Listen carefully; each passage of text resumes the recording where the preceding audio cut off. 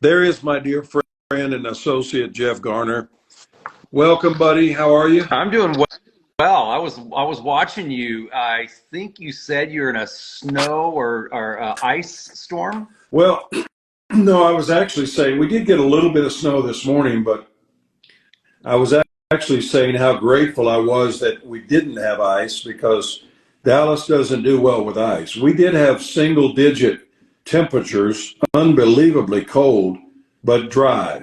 So we make, as I said in Israel, a Belagon on the freeway when they let us on in an ice storm. It's awful.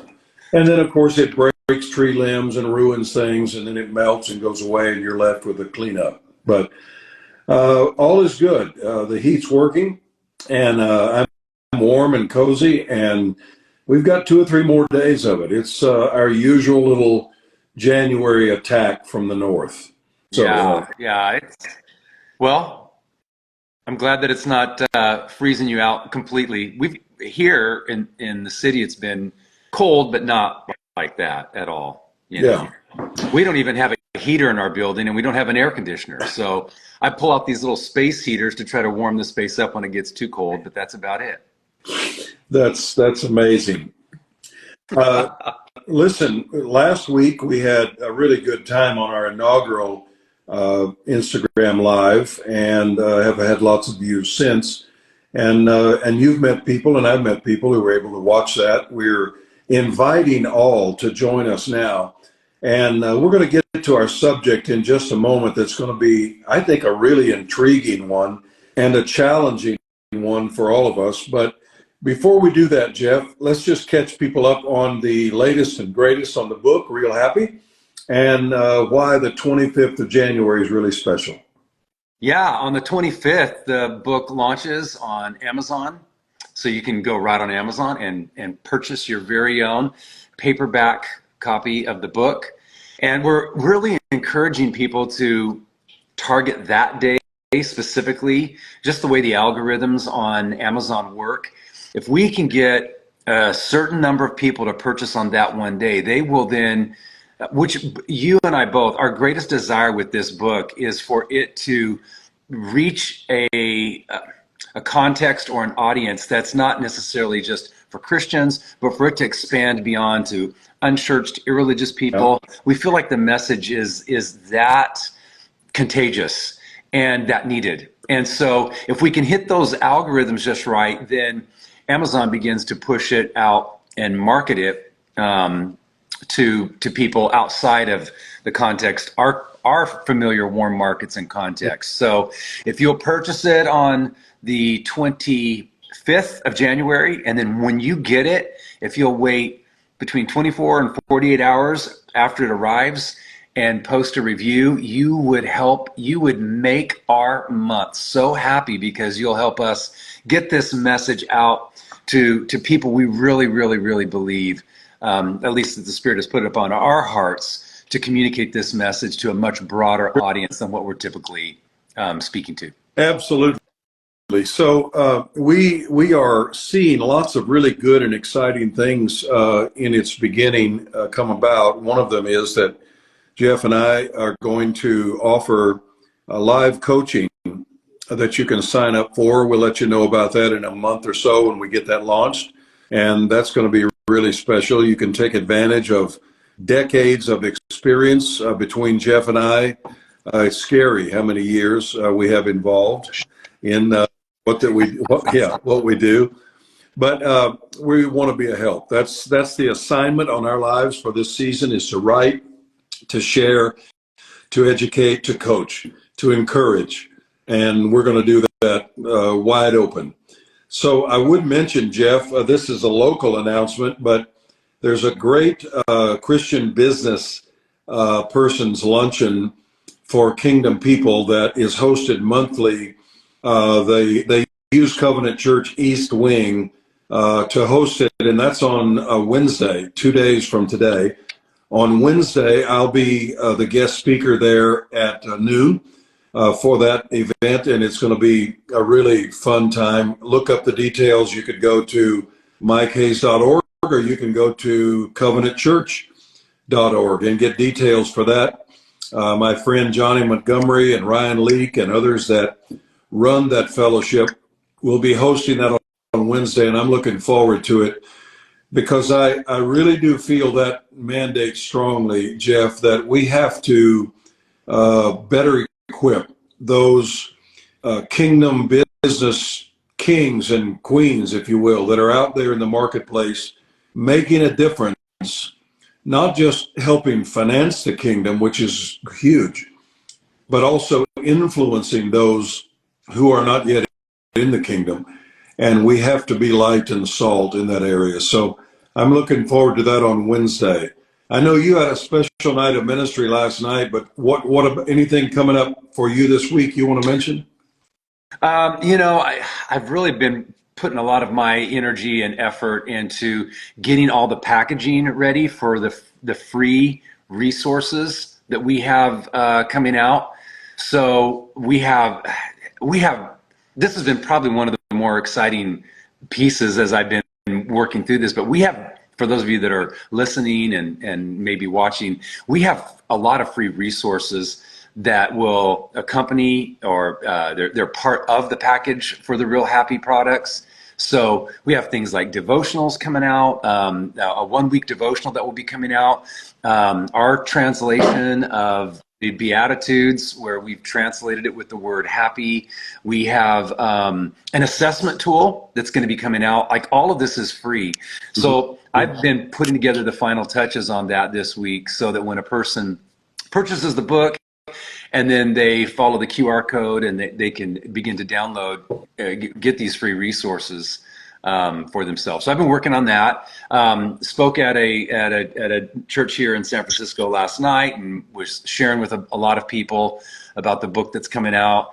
And then a men's fellowship here. I talked with the leader from this men's fellowship in San Francisco, and they're promoting the book to all of their circle, all the men that are in that circle of fellowship. It's like a businessman's fellowship. So anyway, I mean, a lot of people are really intrigued with the idea of talking about the happiness that God has and desires and wants for us. Yeah.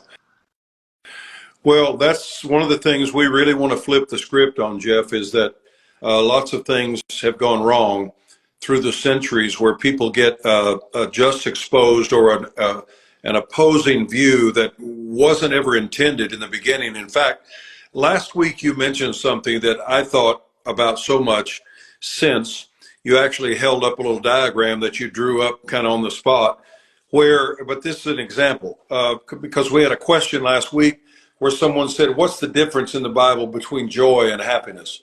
Because in our society, joy has taken on a bit more of a permanence, and happiness is like happen. It just is luck, or it's periodic, or it isn't long lasting. Where really from the original language, it's just the opposite of that. That happiness was the substantive word, and joy was kind of a mood. Yeah. Isn't that right? Yeah, that's correct. And I think a lot of that, linguists will talk about the idea that depending upon the culture you come from, you'll have layers of words that can, we'll take, for example, those that are native to Alaska. They have in the Native American languages up in Alaska, they have over, 90 some words or 20 some words for snow, where we just have one word. I'm told that Sanskrit has, I think it's 90 some different words for love. Well, it depended upon the language, and we talk about the word joy or happiness, and we just don't have a lot to work with in English. Right. And I think it's reflective of the culture itself, So we kind of lump in all of these definitions into one word, whereas the Greek language had at least 4 different words for happiness, and all of them, were positive. Oh. But we, in more recent times, have made happy take on this idea of things that have happened to me that are of fortune, that are lucky, that and so a person that's lucky, they're happy, and it seems to be kind of a fleeting. There's no substance or depth, whereas in antiquity, Makarios was that word that people would use, and they were talking about spiritual happiness. Yeah. It was a spiritual word. Yeah, absolutely. Well, you and I talked recently about our week and prepping for this show today, and I thought that this would be kind of intriguing. But we were talking about we want to address big things in the news, or and kind of give a perspective based on scriptural happiness. But you went to a funeral of someone that whose friend, close friend of yours, I think, mother. And you and I were talking about thoughts that are sort of left with us either during or just after a funeral. And as strange as that sounds, I don't want this to seem macabre. It shouldn't be. It's a part of life. And in fact, Christian faith has given much to how to send someone off and say goodbye when they pass. But also, we talked about what it does to us. Mm-hmm. Why don't you share with us for a minute your thoughts and reflections as you sat in a funeral, and how that reflects on us who are still here? Yeah, I had three thoughts that I walked away from while I was sitting. It was a memorial service for my childhood best friend who pastors in Stockton, California, James Bird. His mother passed away during the holiday season, and she was 84, lived a great life, like just a beautiful, beautiful, vibrant soul. One of those a prayer warrior that would wake up every morning at 5 and pray, loved people, volunteered for anything and everything. She did everything from teaching, first graders, all the way through to Sunday school. Just was one of those consummate Christians that if there was a need, showed up, helped out, and it was by all measurements, you would say it was an ordinary life. It wasn't, was president of this, or it was an ordinary life, but was lived in an extraordinary way. And as I was sitting there, I got to thinking, an ordinary life is no excuse for a meaningless life. Some people think, well, my life is meaningless. But she made the absolute most out of every part of her life. And I was watching her grandchildren. They were weeping and crying. One of the girls, Amanda, was talking about how, she just didn't even know how she could live without her grandma. That's how much love she received from her grandmother.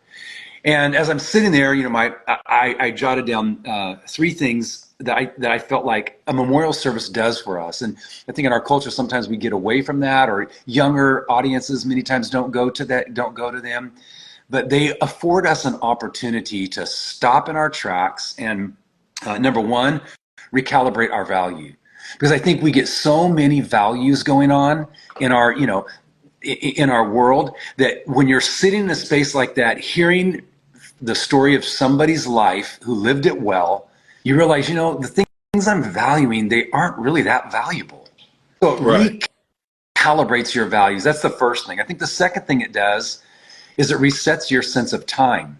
We all talk about how time is fleeting and there's not much time to it. It goes by so fast, it's but a vapor. But I think it was Seneca who said that it's not that time is short, or it's not that there's not much of time, it's that we waste much of it. Yeah. That's the scary thing. Because we all have time, but we just waste it. And when you're sitting there, you're realizing in that moment, you're hearing the stories about how this life was touched by this individual, and all the people that got up and said how much Mary Bird meant to them, and how she touched their life in little ways.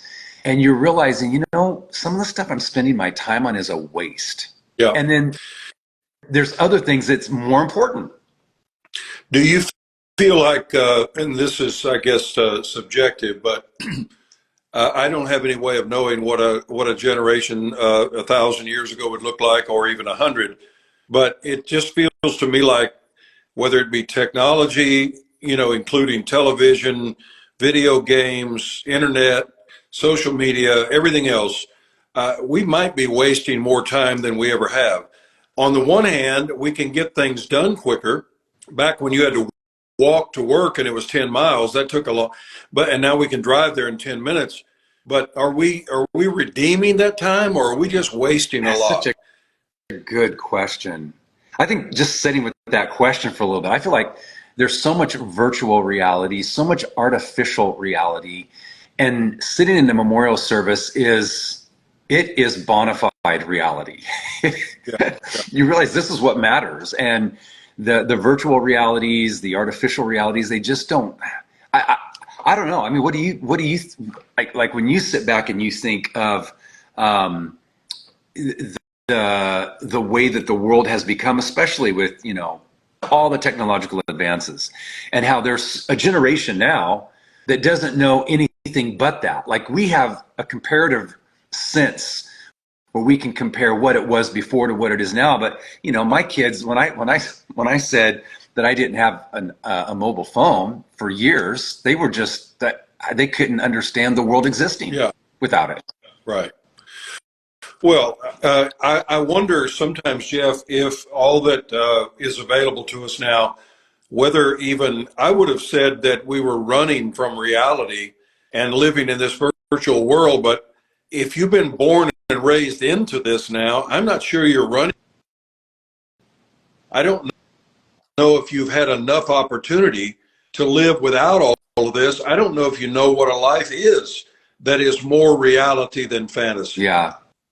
Yeah, it's a worthwhile reflection, and I think part of the responsibility of um, those that are wise in years, those that are leaders and influencers, part of our responsibility is to be that voice of a reality check, not in a shaming kind of way or a guilting kind of way, but to point to the joy, like we're doing here with a memorial service, to point to the joy of a life well lived. Like this is rich. I was thinking, like this person, Mary Bird, her life was a happy life. It was lived in the biblical sense of happiness, and it is extended even though she has passed. She is really living on in her grandchildren, in the lives of the people that she has touched. She continues to live. It's that beautiful verse, though he being dead yet speaketh. Like there's still a voice being carried on even though the life has ceased in one sense. Yeah. One of the things, Jeff, through the years with me as a pastor conducting funerals for people and memorial services, that struck me many times is that a part of the program of funeral services in Christian funerals includes what we call a eulogy. A lot of times we'll have someone from the family that will choose to read that about the one that is passed. But it has always stricken me as being a bit sad because that it's read at a funeral for someone who doesn't hear it, because eulogy comes from the Greek word eulogio, which means to speak blessing over, to speak blessing over. Well, obviously it doesn't bless the person that's already passed. Uh, so I wonder if we could just end maybe this funeral segment with the challenge to bless people while they're alive. Yes. That's the time to eulogio, to tell someone what a blessing they are, to jump on the phone and take 2 minutes to send a text to someone, then and you'll make their day, telling them something good about what they mean to you. That's more useful than any funeral I've ever been to, right? For sure. Yeah, and let me ask you this question, Mike, while we're talking about this. You do that almost better than anyone that I know. And not just to people that you know. And it doesn't even seem to be, at least at this point, I'm sure at some point you had to develop the habit of it, um, or had to remind yourself of it. But it seems to me at this point, it's almost a natural way of looking at life, looking at people. You always are looking, it's what you see. How did you come to be able to kind of see the good in people and then speak that, like speak it out, not just think it, but speak it out? How did you come to discover that and to live into that? Well, that's a good question. I think if I went back, I'd have to say, first of all, I haven't always done that. I always saw it. I always felt empathy or compassion for people. I remember one time getting in a tussle at school because in northern Arizona, we went to school with Native Americans who they bussed in from the reservation. And there was a big Navajo kid that some white boys were beating up one time at the bus stop. And I got involved in it, trying to trying to defend him, and ended up getting a 3-day vacation from school for fighting. And my dad said to me, Mike, I don't understand. Why are you always for the underdog? And that was when I was like 13. I don't know. I've had an empathy, or at least looking in. So now it's like someone who waits on me at a restaurant. I can't help but think about, what is their life like? They're 45 years old. They have 2 kids in college or high school, and they're not working here serving me for fun. So what is life like for them? Why can't I do something to try to encourage them and make their life feel a little better, or them feel better about themselves? And Jeff, personally, my selfish interest is that since I started doing this a few years ago, I get such a blessing out of seeing people light up when you say something good to them about what you see in their life. I said to a lady a couple days ago, you got $1 million smile. She was an African American lady. She was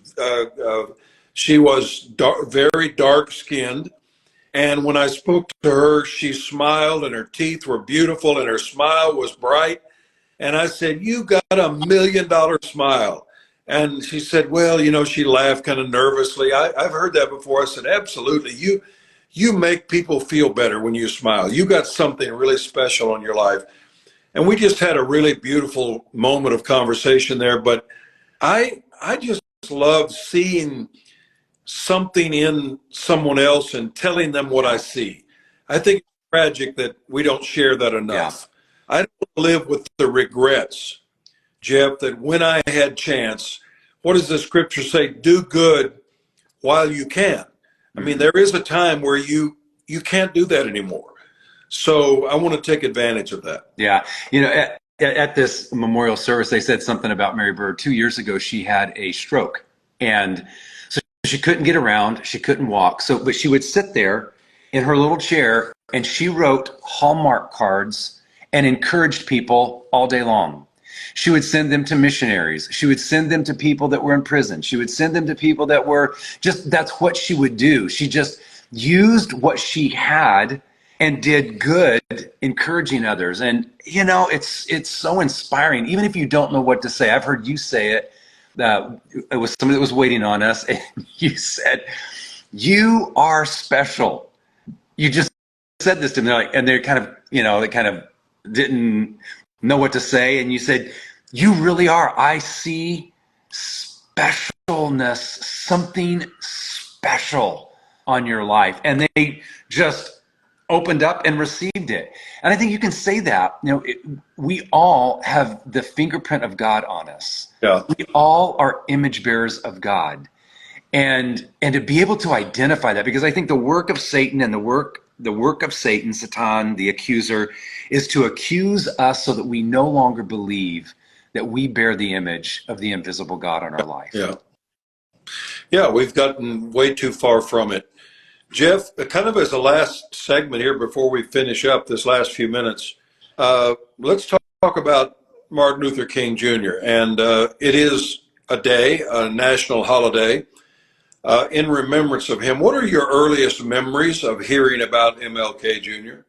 I think it was the I Have a Dream speech. Mm-hmm. And I watched that over and over and over. And I think it was in high school where it really... his ability to communicate a vision was unlike anyone. Yeah. And I knew, even though as a teenager, I grew up in a very diverse community, in a diverse church. It was, but I knew then this man is communicating from a part that is fully transformed within him. This is not just a soapbox he is on. This is something that is burning inside of him. He's not on a soapbox. He is burning up with this message. And it was so inspiring to me to hear that. I think, the first time I heard it, I wanted to be a communicator. Yeah.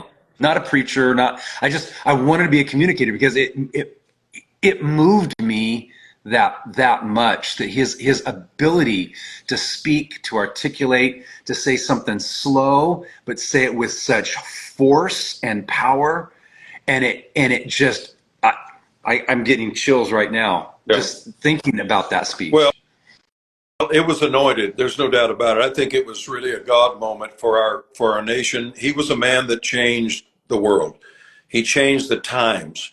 A young person asked me recently when I was at the King Center with Dr. Bernice King to speak, and then I was on a panel, and a young lady, probably college age, she directed a question to me and said, how long is it going to take to get something done, because I feel like things are just as bad as they were when Dr. King was here. And I said, no, you are way too young to remember how things were. Because I said, do you happen to know what Dr. King was arrested for the first time? And she said, I don't.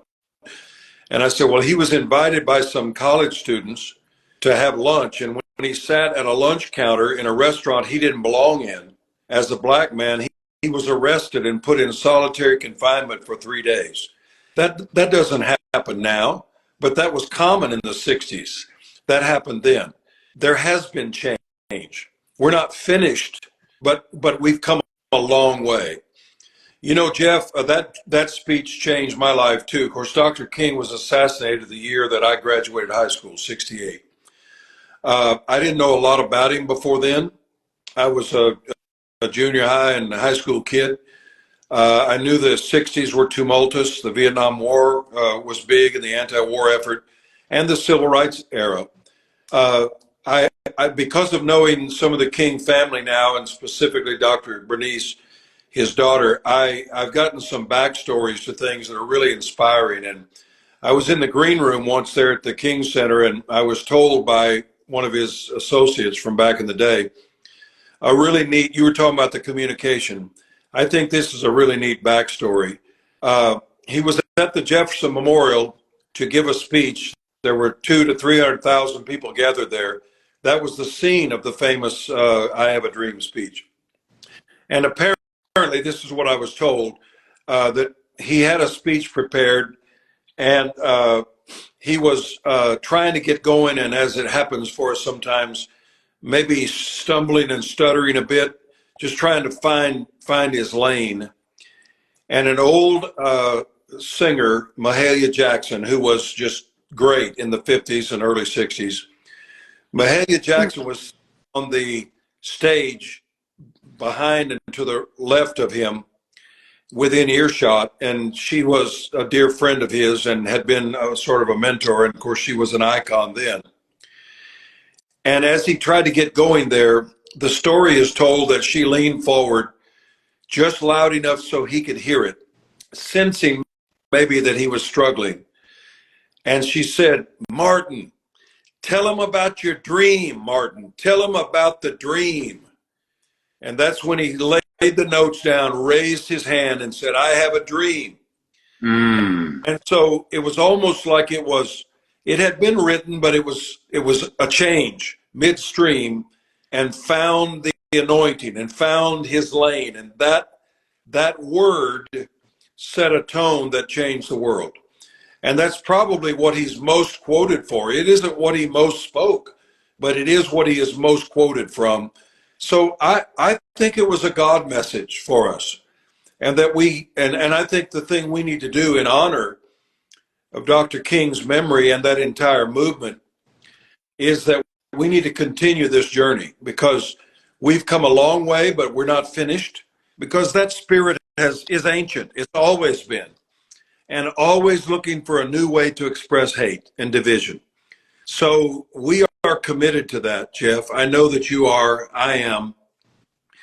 And I would just encourage those who are with us today to stay committed to positive change and show love to somebody, be God with skin on, and let's change the world in our own little way. It is absolutely part of the happy message. Happy Yeah. are the peacemakers. That's When right. we are making peace, we are happy. We are thoroughly happy. We are children of God, happy Yeah. people.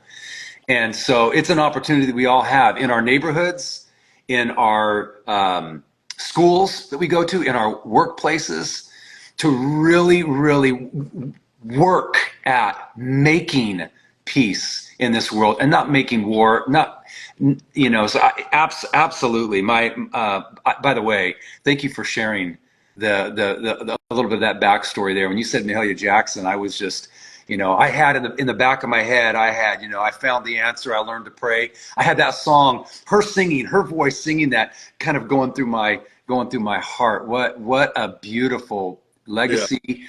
Both Mahalia Jackson and Martin Luther King Jr. Yeah. left us.